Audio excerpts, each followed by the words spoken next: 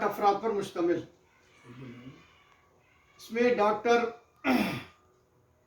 مفتی مستان علی قادری جو مجھے کہا جاتا ہے، میرے علاوہ ڈاکٹر حافظ محمد صابر پاشا صاحب،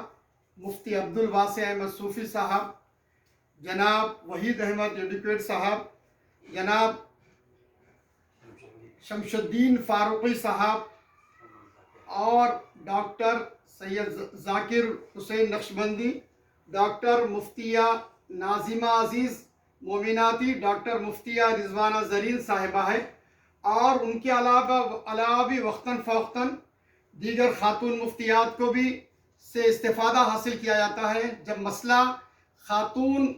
کا آتا ہے اور وہ سمجھ نہیں پاتی ہے تو خاتون مفتیات کے ذریعے سے کتاب و سنت کی روشنی میں ان کی ذہن سازی کی جاتی ہے،